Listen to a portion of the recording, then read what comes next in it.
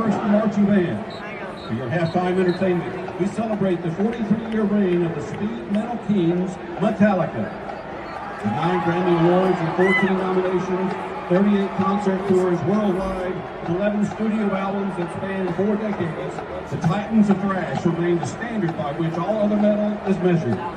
We begin with a 1984 classic from their second album, For Whom the Bell Tolls, followed by the 1992 tour anthem, Wherever I May Roam. And then, let's turn down the house and light up the stage for the Auburn University Marching Band and their show, Metallica. Time for another post-game reaction show. Your Auburn Tigers fall in the Iron Bowl for 2024 by the score of 28-14, with a lot to discuss in this one. We're going to certainly talk about that score. We're certainly going to talk about the stats and the storylines. All that's coming up right now.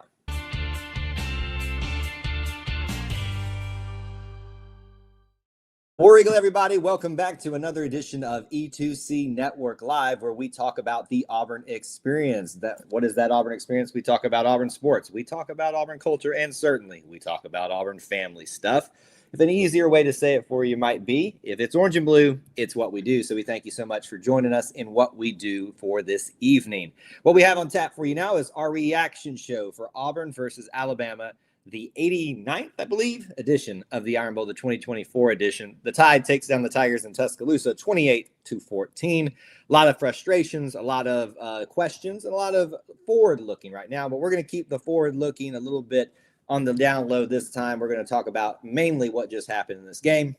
Focus on what we can talk about, what we can glean from it, and certainly we've got a lot to discuss within that. A couple things to get us started, though. We'd love for you to start the show off by smashing the like button. Again, this is not a smashing of the like button for the result. I get that of the game, but certainly if you enjoy our content, please do smash the like button for us. It's a big help for us. It lets people know that we're live, that they can join in on the conversation or check out the replay. Make sure you're subscribing or following if you are not doing so. Also, we'd love for you to let us know that you're here. Post where you're watching from, your city, your state, international, all that kind of stuff. All of that is fair game for you to do today. Now, certainly when we get into moments like this one, any loss really, but certainly this one, I think, unfortunately, in today's age, it's sad that I have to give these reminders, but this is something that I'm going to look straight into the camera and be very forward with all of you about. If this is your place to come and dog players and coaches, this ain't the place for you. You're not going to be welcome here. So if that's something that's the only reason you came here to do, go away. If you want to have a discussion about what we saw, constructive criticisms, all that stuff, certainly this is the place for you. We will talk about it as much as we can, probably not for very long, but certainly we're going to dive into this reaction show. Just treat people how you would want to be treated. Never say anything here that you wouldn't say to a coach's, player, or anybody's face, frankly, and still be able to remain a reasonable person. Sorry we have to give that boilerplate at the very beginning of it, but some people don't ever get the hint. So here we go. Without that done and out of the way, let's talk about the Iron Bowl 28-14. I want to give you the score, the stat, and what I believe the storyline from this game is. Obviously, the score 28-14. The stat for me is the turnovers, even outside of the Jarquez Hunter interception on the trick play, which we'll certainly talk about, and the interception by Thorne late in the game, which, frankly, it is what it is at this point. The turnovers for Alabama, Auburn should have had this game won and in the bag. It is several opportunities that were squandered. And obviously a lot of efforts by the defense went unrewarded is the way to look at this one. It's very frustrating to watch that and see that happening for them. Certainly there are some times maybe where the defense could have done a little bit more, but I think you obviously are a little bit more frustrated with the offense tonight. That being the stat is those 4 turnovers for Alabama, the 2 for Auburn, the turnover game, the turnover bowl. And the storyline for you obviously is this is the end of Auburn's season. 5-7. Obviously, there's some scenarios out there that you possibly could have Auburn backdooring into a bowl game. But I think at this point, we're pretty much all ready to watch this season and go off into the sunset. But certainly, if that falls into our lap, we will certainly take that. Okay. Let's start talking about some of the things that you guys want to discuss. Again, we're going to keep our focus on this game and not the forward-thinking type of stuff, that will be on some future live streams. Certainly, there is plenty of time to start diving into that. We're going to focus on that. Ethan says, when you have that many turnovers, when we have that many turnovers, we lose. That's a great juxtaposition to all this. Certainly, you can probably frame that to show where Auburn and Alabama are at. So let me stop right there and do something I'm continuing trying to do better at. Give credit where credit is due. Congratulations to the Alabama Crimson Tide. Hard-fought win at home, fought through their own adversity, and certainly got the win. Don't want that to ever be said that we don't give credit where credit is due. So congratulations to them. Get us while we're down, because we'll be getting you real soon. But certainly, it's the juxtaposition of when Auburn does that, they lose. When Alabama does that, they're still a good enough team overall for that not to affect them. Auburn did some of their key things that we talked about in our preview, creating turnovers, not turning the ball over to start off the game.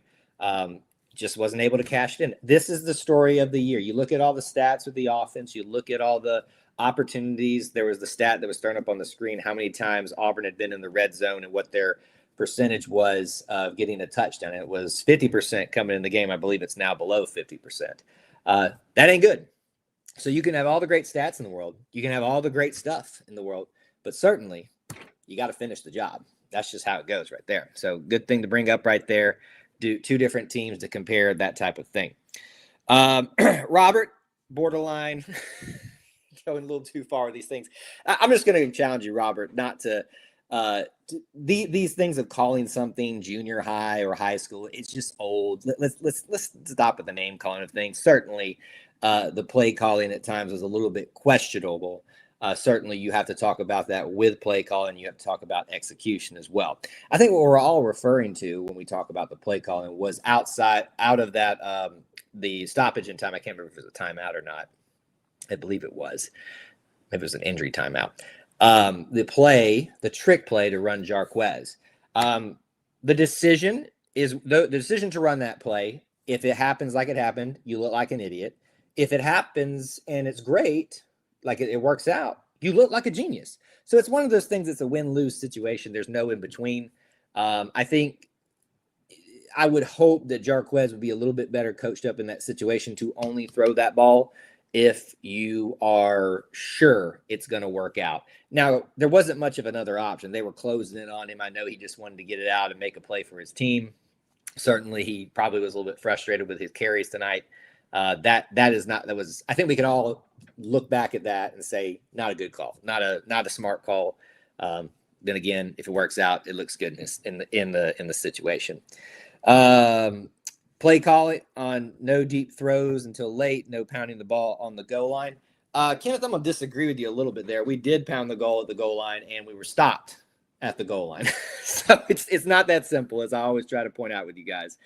But there were deep throws. It depends on what you call a deep throw. Probably not enough is maybe what would be better served there to say. But certainly it felt like we were always calling plays that felt better in different parts of the game. A lot of the things that happen with this RPO offense seemingly is there's a lot of decision-making that needs to happen. And certainly I don't know that this team, this offense was the best set up to be in those decision-making decisions. Now, we saw a lot late in the season where they simplified some things, and certainly things started to improve. I'm not saying that things got more difficult here because I do think there was a lot of simplifying of stuff. But anyway, I don't know how we trailed off on down that, but here we are. Stan wants to talk about the O-line. Again, when I always talk about this is my biggest criticism of not just this year's offense, but the offenses that have been previous, because people tell you it's the quarterback and that's the only thing. That's the thing that changes everything. That's the furthest thing that could be from the truth. Certainly a big factor in it, one of the biggest factors in it. But offensive line, football's a very simple game. If you block well, if you tackle well, you'll be in a good position to win the game, if not win it outright. Alabama did that tonight. Blocked very well for Jalen Milroe, blocked very well for the running back, blocked well enough for him to get the ball down the field to some of their talented wide receivers. What happened to that on the opposite end? Auburn did not create a lot of great lanes for Jarquez outside of probably the first 2 or 3 drives, I think. Outside of that, was getting stuffed at the line, if not behind that. Peyton, frankly, had to make more plays than anything today, and he did a good job of that at times with his legs. And he had to do a good job of it running from basically dropping back and there was somebody in his face or coming around the side to get him. Not a good performance by the offensive line tonight. Not singling out any one player. I think we can all look at that. They're not the only thing that went wrong in this game, but certainly it's not something that you want to ignore in any way. Penalties were annoying, Neil says. Penalties were annoying. Let's look at that. I want to see what if they have it written down here or not. Penalties. I'm trying to see if they've got it listed on our play sheet or not. Or not play sheet, but our special teams. I'm not really seeing it, to be honest with you, right here. Right. Oh, here we go. Today, Auburn has 6 penalties. I think I predicted 6 penalties, but only for 35 yards. Whoa. If y'all want to have a laugh today, Alabama's expense. They have 6 penalties for 66 yards. Put those numbers together, and I think it speaks for itself. 6 penalties for 66 yards.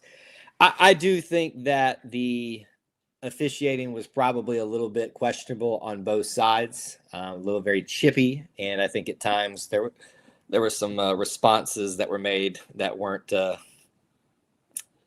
appropriate. We'll put it that way.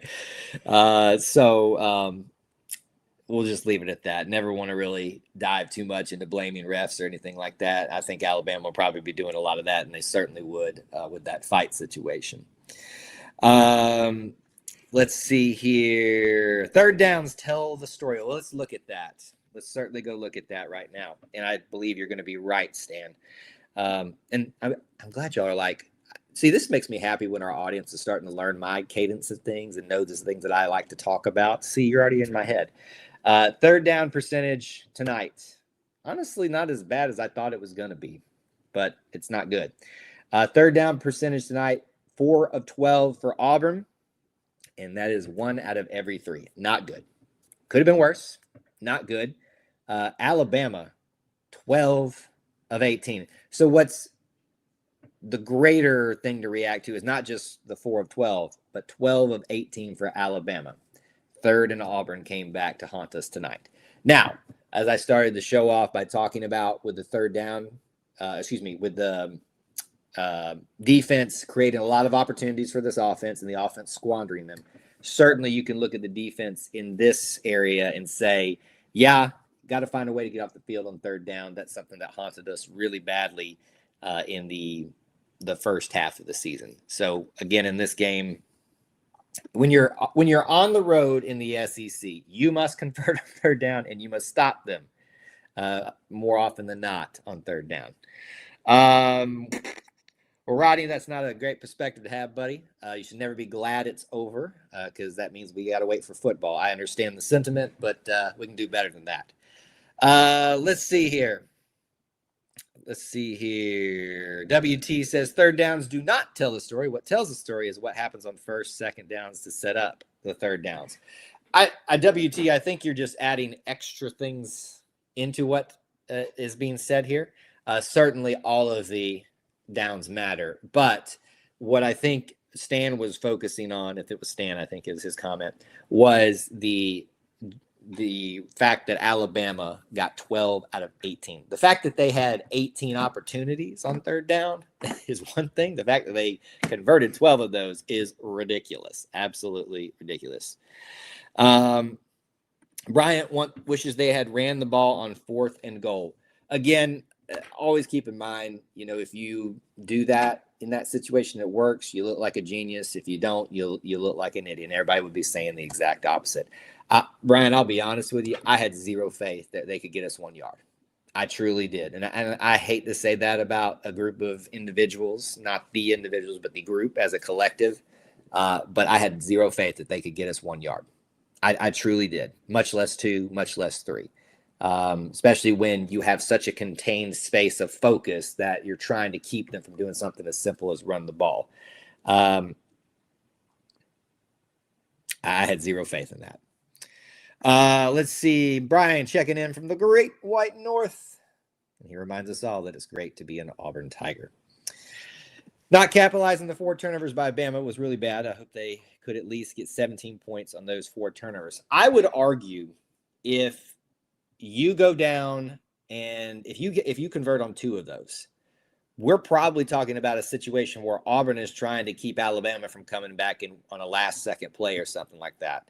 I truly believe that Auburn would have been in the lead the way that Alabama was not capitalizing themselves on some of their opportunities too. Ethan wants to give some credit to the O-line. D-line tore up Bama's O-line for a while. I think there are certainly some great performances tonight. I think the defensive line at times really wreaked havoc with their O-line, really got to Jalen Milroe, behind the line now when he got past the line of scrimmage running. Certainly that was a different story. And what was one of the keys that we talked about in this game? I was asked on Alabama shows all week, what are your keys to the game? I said, just don't let Jalen Milroe tear it up. If you just contain him, which I would argue we didn't, you're going to have a much better success rate. And we didn't tonight. 4 rushing touchdowns for Jalen Milroe, or is it 3? 3 rushing touchdowns, 17 carries for 104 yards. 19 was his long 6.1 for average. All you had to do is look at the stats and know that they were going to concentrate on him. Let's see here. We're gonna probably start getting some Bama fans in here. They're gonna act a fool. So we'll let them go if they decide they don't want to be productive members of a chat. Let's see here. What else? And we'll dive into some more stats. Some congratulations being given. And I think it's fine to look at didn't trust Thorne in those situations or the O-line. It's a bad place to be if you don't trust either, but I would trust Thorne more in those situations. If you're Andrew, if you're not going to come in here and be a productive member, we will remove you from the chat completely. So you can choose to be a productive member of the chat or not, whatever. Oh, goodness. There's always one. Mariana, War Eagle to you. Thanks for stopping by. Bryant, love the Cam Coleman touchdown. Glad that he got the chance to shine a little bit in this. Not shine very well, but shine a little bit. Certainly, he is one of the few bright spots in this moment. I thought Peyton threw a really good ball there, and Cam went up and got it. And it's a great show of the connection that they had the last couple of games there. Let's see here. I was trying to see if there's anything else we haven't talked about yet. A lot of you are wanting to move forward and talk about things for the future. We'll focus on those things, and just in some future live streams and stuff like that. But certainly we'll focus more so on the game right now. All right, so Peyton tonight, actually 301 yards. Wow. 24 of 41, not great completion percentage. 301, 1 touchdown, 1 interception, passer rating of 123. I really don't, y'all can disagree with me all you want, but I don't really put that. The interception was his fault. It was a poor decision on his part, but he's also in that situation that we found with him a lot, trying to make some plays happen in desperate situations, just not his strong suit. Jarquez tonight, 13 carries for 56 yards. Peyton Thorne, 10 for 42. Not a really impressive day rushing the ball for anybody. Keandre Lambert-Smith does break 100 yards in this game, 116, 8 catches, his long of 25, and he was targeted 14 times. Coleman, 7 catches for 78. Simmons, 4 for 34. Fairweather, 3 for 55. I was really glad to see Rafaldo get more into this game. He has been sorely missed this year at times, whether it's been not being utilized or dropping balls or things like that. I've really sorely missed him. Luke Deal gets a catch. Happy for him. DeMar Austin also gets a catch tonight for Auburn. So a couple of – the ball was not spread around amazing, but it was, it wasn't the most terrible thing in the world.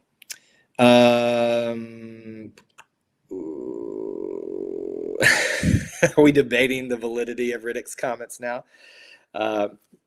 No. Do I think that Riddick's comments played a part in this game? I think fans, and if this is you, I'm sorry if you take offense to this, but I think fans that want just to believe everything that they hear and build things out to be made this more than it is. It's your rival. I'd rather you have that type of mentality. Is it better? Probably unsaid. Sure. If that played a role in the game, and that's somehow pushed Alabama to this win. That's pretty sad, because if that's the performance that it pushed them to, it's pretty sad. Pretty sad. Let's see here.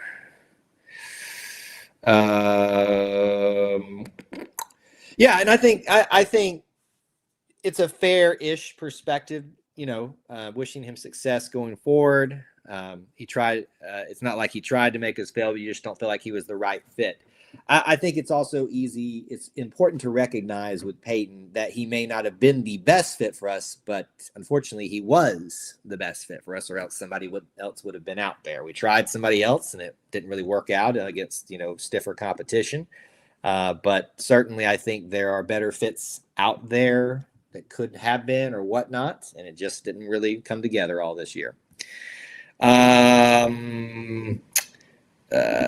This was, I don't want us to harp on these little nuancy things, but certainly I will go with you here a little bit. I haven't read this all the way through. I was just sick and tired of hearing the commentators talk about Bama going to be in the decision for a bowl game when we were supposed to be able to be in a bowl game if we won. I think what I'm taking away from your comment here is there was a lot of commentary tonight on the TV broadcast that was very favorable towards Alabama. Greg McElroy was one of their people, so he can pretend that he's unbiased all he wants, but we know he's not. Let's see here. No, we're not doomed, Wild Jumper, but certainly that last part is correct. You were doing so good to that first part. Ethan says, feels like good things are coming to Auburn. Well, I like that perspective, and I think certainly you got to have that going forward, or else why are you even here? Jay says, here's a question. Will we want Milroe to return to Alabama if it was possible? I mean, he has decent success with them, so I wouldn't, anything that wishes them to have great success, I wouldn't really want. Let's see here. Okay. All right. We've talked about a few of those other things, so I won't bring those ones up on screen, but keep dropping some comments and questions that are productive, and we will continue to do so. Let's look at some team stats tonight, start rounding out our conversation, because we are at just over 20 minutes. Tonight, Auburn actually has more yardage than I thought they did. They were one shy of 400 yards, 399. Alabama, 457. Pass yards, more in Auburn's favor. Rushing yards, more in Alabama's favor. I think that was pretty obvious at times tonight. Penalties, pretty fair. I'll point out again, Alabama's penalties were 6 for 66. You do the math. Auburn has 25 first downs tonight. That's wild. That is absolutely wild. We are terrible, not good. Terrible is a little hyperbolic on third down, but we have more first downs than Alabama tonight, which is really interesting. We average 6.1 per play. Average rushes were better than Alabama's by 4.3 to 3.7. Red zone, we were 2 for 3. I'm scoring, not touchdowns. They were 4 for 4 in the red zone. That's honestly, that's a really good stat to tell the tale to take. 4 for 4 in the red zone for Alabama. No stops in the red zone for Auburn. And then the turnovers we certainly talked about. Tackles for loss, 7 for Auburn for 19 yards, 5 for Alabama for 13. So those are some of your team stats. I do want to look at defense again. Let's check back in here and see what's going on. I missed Vernon Bloodquist. That's funny. Thorne 3 for 300. My goodness, Auburn should have won the game. Yeah, if yardage won football games, certainly that would be a factor, but I don't think that there are much more, and I think you know this too, Neil, much more that goes into that than just yardage. But throwing for 300 yards, that took me a little bit by surprise as well. Again, it's that confounding stat all this season passing, right? That we are so productive until the red zone. Very frustrating. Team learning how to finish. Asante, I think, I liked, Asante had some stuff to say this morning, on his Instagram and stuff, and I love that mentality too. He seemed focused and motivated. We will always love our Eugene Asante. Struggled with finishing drives, struggled finishing games. if you want to, we can talk about third and Auburn. We can talk about interceptions. We can talk about, not running the ball enough. But really, Auburn was in a position in every single game, I would argue, to either win / make it a competitive finish. In the two least competitive ones, which would be Georgia and likely this one, unfortunately, this one I don't think you really know. Sorry, we got to get rid of a spammer here. We're going to go ahead and block Rihanna, who is here to. If you guys haven't learned, by the way, if you ever see anybody posting links in chats, those are spam people. Never, ever, ever click on those. They are trying to get access to your accounts, and they do it on popular ones like this. Finishing the drives was the story of the season.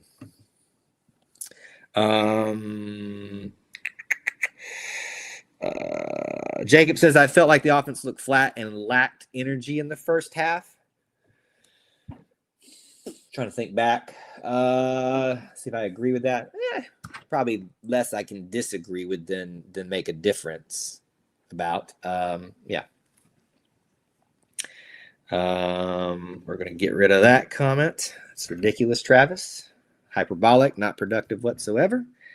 Pam says that Alabama didn't look good. Well, I think we can make that statement, it be true, but also congratulate them for the win. So I don't want that to be lost in comments like that and me agreeing with it. But certainly I would agree with you that this Alabama team is a far cry from the Alabamas that we have won or that we beat, but certainly that we've seen the last couple of years. They got a lot of problems, and if they back their way into the playoff, they'll probably find a way to get it together and make a little magical run, but they certainly don't look like a team, in my mind, deserving of that. Let's see here. Yeah, again, I'm not going to be focused on the forward-thinking questions right now, but certainly y'all are welcome to talk about them for the most part in the chat. Yeah, I don't, I think people miss this in my commentary in defense of Peyton Thorne. I defend him because he is a member of the Auburn family, and he always will be, and he deserves that treatment and that fairness. But certainly I think we can all look at his career and say it was not a very productive one. It was not one that had an outstanding amount of big moments, but certainly I think he still deserves respect as everybody else does.